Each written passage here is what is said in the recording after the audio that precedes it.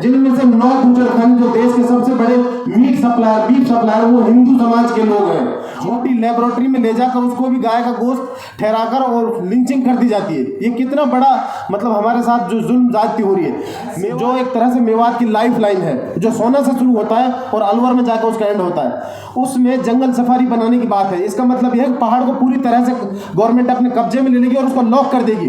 अंडमान निकोबार से भी बुरा मेवात को बना दिया जाएगा 5 साल में। इतने तेज गति से बूचड़खाने स्टेब्लिश हो रहे हैं। लेकिन हमारे साथ जो डिस्क्रिमिनेशन हो रहा है ब्यूरोक्रेसी लेवल पे और पॉलिसी लेवल पे, जो डिस्क्रिमिनेशन हो रहा है, उसकी वजह से आज हम यहाँ हैं। हमारे साथ सबसे बड़ी प्रॉब्लम यह है, हमारे जो स्टूडेंट हैं, मैं बहुत सारी चीजें ऐसी हैं, बहुत सारे साथियों पहले रख चुके हैं, लेकिन मैं उनको फिर से रिपीट कर रहा हूँ। जैसे स्लॉटर हाउसेज हमारे यहाँ खोले जा रहे हैं, उनमें देश में 74 बड़े बूचड़खाने हैं, जिनमें से 9 बूचड़खाने जो देश के सबसे बड़े बीफ सप्लायर वो हिंदू समाज के लोग हैं।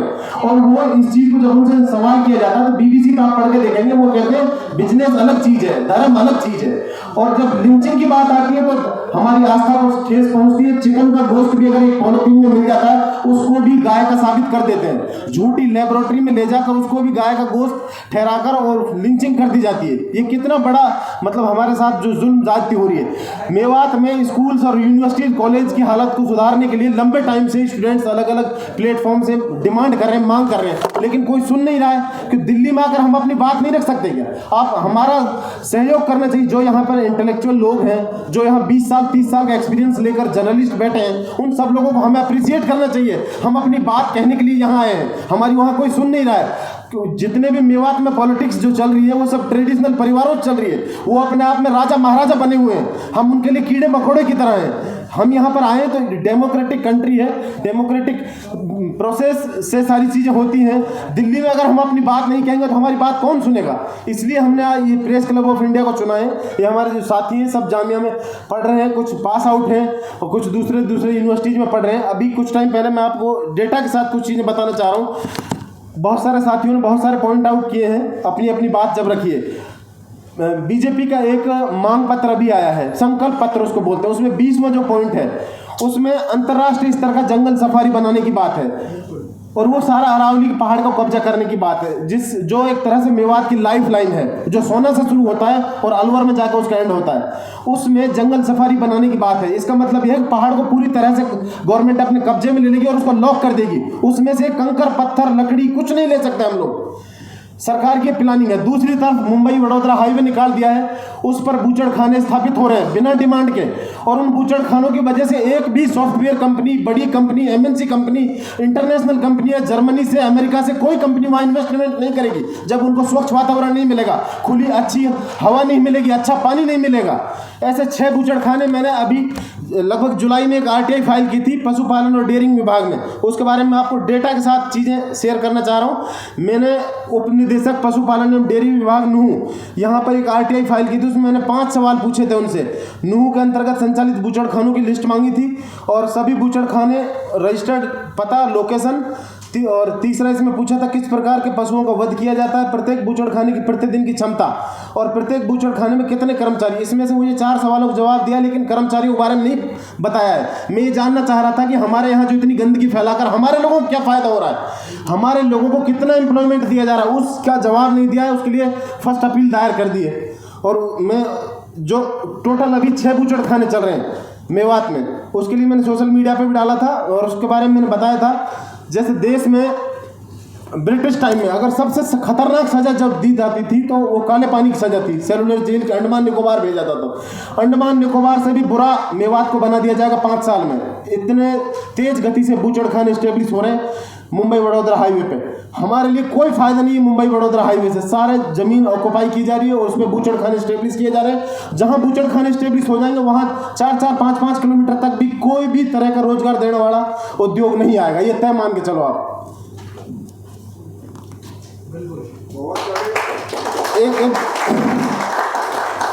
जो असल में हम पब्लिकली ऐसे सुन रहे थे चीजों को। अब मेवात में 27-28 कोर्ट में बहुत सारे अरे यार बोलिए तो पहले बोलिए ऐसे ऐसे और भी ऐसे बहुत सारे संगठन हैं जो इस तरह के मुद्दों पर काम कर रहे हैं। मैंने जब इस पे, क्योंकि हवाई बातें करना तो वो एक जनरली चीज़ें हो जाती है, लोग फिर कहते हैं कि पता ही नहीं कुछ भी। जो आरटीआई के तहत जो मुझे जवाब दिया है उसकी डिटेल्स बता रहा हूँ। 6 बूचड़खाने। पहला है United form product Private limited, ये घाटा शमशाबाद में जो मुंबई वडोदरा का जो कट है, जहाँ से भरतपुर राजस्थान के लिए कट जाता है और पूरे हरियाणा के लोग वहाँ से मुंबई वडोदरा चढ़ते हैं, वहाँ पे सबसे बड़ा बूचड़खाना बना कर तैयार कर दिया है। और उसके बाद है Al Naved agro industries private limited, ये मांडीखेड़ा में, नगीना, फिरोजपुर जिला। पहले वाले का बता रहा हूँ, United Farm Product Private Limited में 2057 भैंसें पर डे काटी जाती हैं। 2057 भैंसें एक बूचड़खाने में। दूसरा है Al Naved agro industries private limited, Mandikheda, Nagina, Firozpur जिला। यहाँ पर 650 भैंस पर डे काटी जाती हैं और 3000 बकरियां काटी जाती हैं पर डे। तीसरा है गिटवेको फार्म्स प्राइवेट इंडिया लिमिटेड, ये चकरंगाड़ा, फिरोजपुर जिला में स्थित है, यहाँ 450 भेड़ बकरियां काटी जाती हैं। चौथा है AOV agro foods private limited, ये टपकण में है, नूह में, डिस्ट्रिक्ट हेडक्वार्टर के बिल्कुल नज़दीक। यहाँ पे 2000 भेड़ बकरियां डेली काटी जाती हैं। और उसके बाद है fair exports India private limited, Satakpuri, Punhana, ये है, यहाँ 900 भैंस पर डे काटी जाती है। छठा है जरीन फूड्स प्राइवेट लिमिटेड, ये भी फिरोजपुर जिला में है, मढ़ी गाँव में, यहाँ पर 1000 भेड़ बकरियां काटी जाती हैं। तो इन मतलब बीबीसी की एक रिपोर्ट के अनुसार एक भैंस के मीट को प्यूरिफाई करने में और उसको पैकेजिंग करने में बीबीसी की रिपोर्ट के अनुसार 1000 से 1500 लीटर पानी खर्च होता है। और छोटे जानवर जो हैं बकरी और भेड़, उनमें से एक बकरी और भेड़ के मीट को प्यूरिफाई करने में और फ्रोजन फूड बनाने तक, पैकिंग तक लगभग 200 लीटर पानी खर्च होता है। तो उसका टोटल कैलकुलेशन जो किया है उसके बारे में आपको बताना चाह रहा हूँ।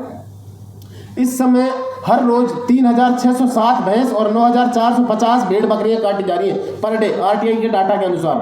तो 9000 ये हो गया 3607 और 3607 गुणा 1000, हमने एवरेज मान के चला 1000 लीटर, तो 36,07,000 लीटर पानी तो भैंस के मीट को प्यूरिफाई करने में खर्च किया जा रहा है ऑन रिकॉर्ड। उसके अलावा जो बकरियों का जो खर्च है वो है 18,900 लीटर पानी, उन पर 18,90,000 लीटर, टोटल 54,97,000 लीटर पानी मेवात की जमीन को चीर कर वहां से निकाला जा रहा है। अब आप सोचिए हमारे लिए ड्रिंकिंग वाटर कहाँ बचेगा, हमारे लिए पानी है बचेगा ही, किसी भी कीमत पर नहीं बचेगा, ये डेली का खर्च है।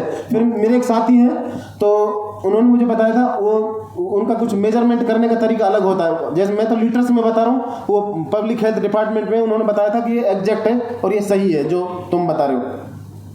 अब इसमें एक और चीज़ बता देता हूँ, एओवी फूड्स प्राइवेट लिमिटेड, ये यूसुफ लुलू ग्रुप है जिसके बारे में आपने चर्चा सुनी होगी। ये एओवी जो फूड्स प्राइवेट लिमिटेड है, ये इतने बड़े उद्योगपति हैं, 25 करोड़ रुपए का चंदा योगी सरकार को दिया था कोविड टाइम में। और ये वही यूसुफ लुलू हैं जिन्होंने हमारे यहाँ गंदगी फैला रहे हैं और पैसा छाप रहे हैं। अगर ये चाहें तो अकेले हमारे यहाँ एक यूनिवर्सिटी कायम कर सकते हैं, इतने बड़े उद्योगपति हैं। यूसुफ लुलू केरला से, दुबई में इनका बड़ा बिजनेस है और ये सारा मीट सप्लाई मिडिल ईस्ट में हो रहा है और सबसे बेस्ट क्वालिटी का मीट इनका माना जाता है जो ये सप्लाई कर रहे हैं। हमारे यहाँ हमें क्या मिल रहा है, हमें मिल रहा है गंदगी। जितना भी जानवरों से, अब आप बताइए 12,000 के आसपास जानवर डेली काटे जा रहे हैं, उनकी जो गंदगी है, जो उनकी जो ब्लड है वो सारा हमारी ज़मीन में जा रहा है और ड्रिंकिंग वाटर है वो सारा पोल्यूट हो रहा है, गंदगी हो रही है। और उसके अलावा सटकपुरी में जो कत्ल खाना है उसमें, उसके बारे में, वो सबसे पुराना है, उसके बारे में पता चला है। वहाँ के कुछ साथियों से बात हुई है, वहाँ कैंसर जैसी डिजीज़ के पेशेंट रेगुलरली आने लग गए हैं उन गाँव से। वहाँ की ज़मीन, सैटेलाइट से एक फ़ोटो भी मेरे पास आया, सैटेलाइट से लिया गया है, वहाँ के खेतों में ज़मीन मिट्टी लाल हो चुकी है एकदम, और वहाँ पे स्मेल है, किसी को कोई लेना देना नहीं है।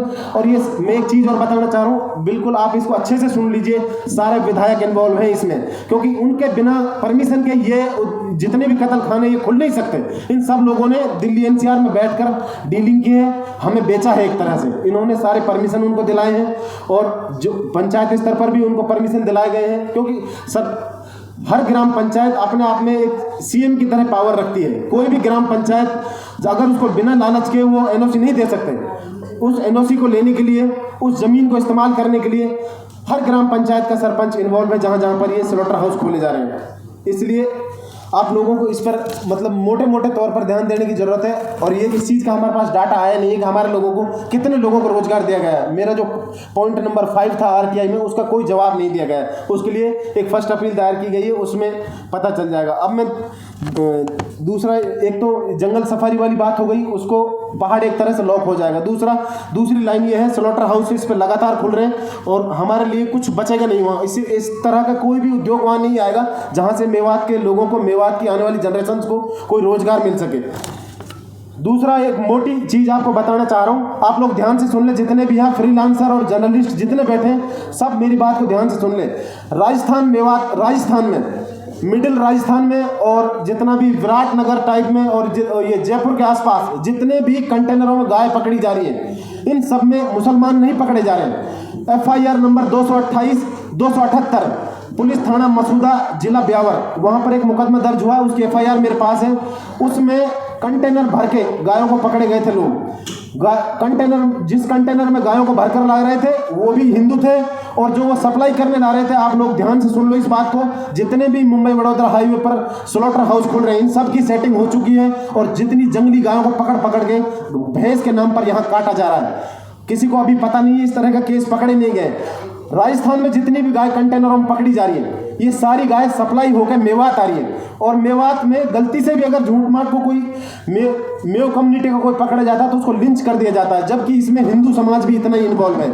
अगर किसी को वो FIR चाहिए, FIR नंबर 278, ध्यान से सुन लो, पुलिस थाना मसूदा, जिला ब्यावर, राजस्थान की बात कर रहा हूँ। मेरी डेली SHO से बात होती है और जो उसमें IO है उस FIR में सुरेंद्र जी, सज्जन सिंह नाम का व्यक्ति जिसने FIR दर्ज कराई है, वो डेली उसका फॉलोअप लेता हूँ। उसमें जितने भी लोग गायों को भरकर कत्ल खाने ले जा रहे थे, सारे पकड़े गए हैं। तो ऐसा नहीं है पैसे के लिए इसमें हर मजहब के लोग घुसे हुए हैं। बदनाम मेवात होता है और मेवात का बेड़ा गर्क कर दिया है। और जितने भी इनके गवर्निंग जो बॉडी है इन कत्ल खानों की, जो मेवात में स्थापित हुए, इनमें से 1-2 ऐसे हैं जो मुस्लिम्स के हैं, मुस्लिम उसमें इन्वॉल्व है, लेकिन बाकी सब में फुट फ्रंट पे जो उनकी गवर्निंग बॉडी है उसमें मुस्लिम्स को कर रखा है। वो सब तनखैया हैं, उनके सबके मालिक हिंदू हैं। जब हरियाणा में भी बीजेपी की सरकार है, उत्तर प्रदेश में बीजेपी की सरकार के, योगी सरकार के, यहाँ से बूचड़खानों को उखाड़ कर मेवात में स्थापित किया जा रहा है। अगर बीजेपी का ये कानून है तो फिर हरियाणा में भी तो बीजेपी मेवात में क्यों लगाया जा रहा है, ये हमें सोचने की जरूरत है। मेवात में मुसलमान रहते हैं, मुसलमानों की जमीनें हैं, मुसलमानों की पीढ़ियों को, नस्लों को बर्बाद करना है, इसलिए मेवात में ये बूचड़खाने स्थापित किए जा रहे हैं। ये हमें सोचने समझने की जरूरत है और मजबूती से इस पे आवाज उठाने की जरूरत है और इनकी ईंट से ईंट बजाने की जरूरत है। जो ट्रेडिशनल चला हुआ है, हम इनके अपनी जबान इनकी मुंह में तो घुसेड़ नहीं सकते। हम जो हमारे प्रतिनिधित्व कर रहे हैं, जो हमारा नेतृत्व कर रहे हैं, जो नेता, ये सारे डाकू बैठे हैं, इनको हमें रिप्लेस करना पड़ेगा और हमें हमारी सोच के जो जनप्रतिनिधि हैं उनको विधानसभाओं में और पार्लियामेंट में भेजना पड़ेगा, तब जाकर हम अपनी बात को सही से कह पाएंगे। और अगर वो भी नहीं कहेंगे तो फिर उन्हें भी हटाना पड़ेगा। लेकिन ये ट्रेडिशनल रवैया, परंपरागत रवैया, तो ये परिवारवाद की राजनीति है, जो इसके खिलाफ मुहिम छेड़नी पड़ेगी, नहीं तो हम किसी भी कीमत पर बच नहीं पाएंगे।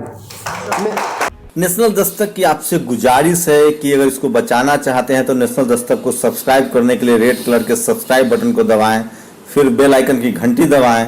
नेशनल दस्तक को बचाने के लिए बहुत जरूरी है कि हर खबर को शेयर करें, लाइक करें, कमेंट जरूर करें।